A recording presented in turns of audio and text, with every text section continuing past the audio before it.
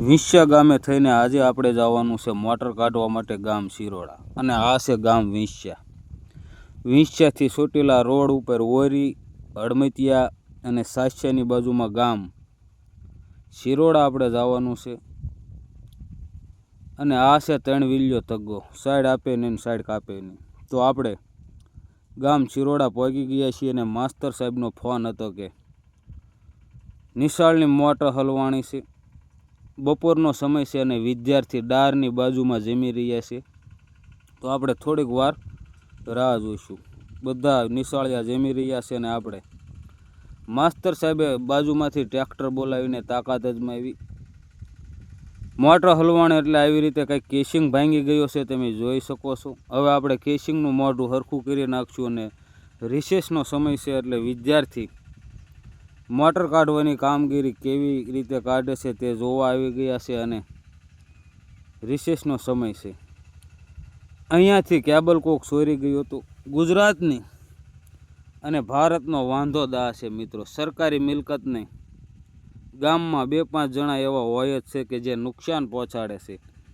ગામનું સારું બોર્ડ માર્યું હોય તો તેની માથે પોદળાના ઘા કરતા હોય છે, પાણા મારીને બોર્ડ તોડી નાખતા હોય છે. કિલોમીટરનો ખૂટો માર્યો હોય તો એમાં એકાદ આંકડો ભૂંસી નાખતા હોય છે.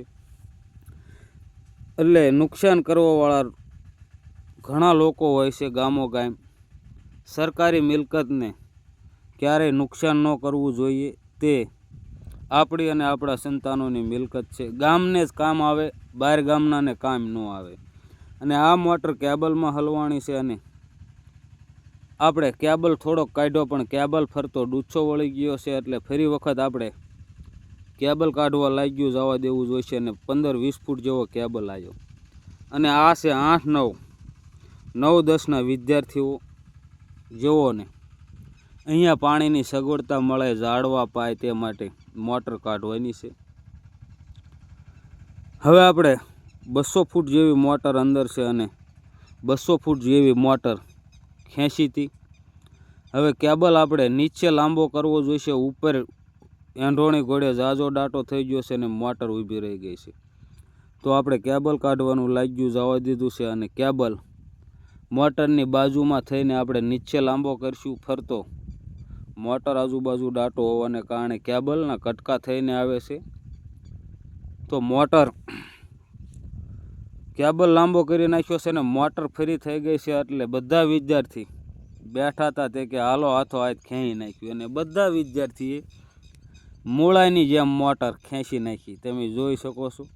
અને આ બધા વિદ્યાર્થી ખેડૂતના દીકરા છે અને તેમને મોટર કાઢવાનો ઉત્સાહ એટલો હતો. અમે કોઈએ કીધું નહોતું કે તમે અમને મોટર કઢાવો.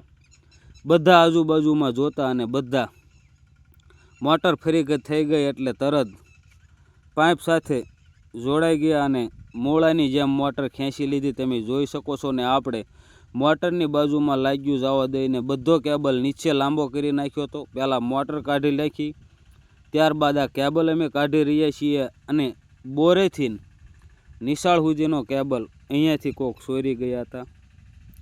આપણે સફળતાપૂર્વક વ્યવસ્થિત રીતે નિશાળની મોટર કાઢી નાખી છે. સરકારી મિલકત આપણી છે, આપણા સંતાનોની છે. સરકારી મિલકતને નુકસાન થતું હોય તો આજુબાજુના લોકોએ આપણે તેને રોકવા જોઈએ. સરકારી મિલકતને ક્યારેય નુકસાન ન કરવું જોઈએ. તો ફરી મળીશું મિત્રો આવા જ એક નવા ગામ સાથે, નવી મોટર સાથે. જય જવાન, જય કિસાન, જય માતાજી.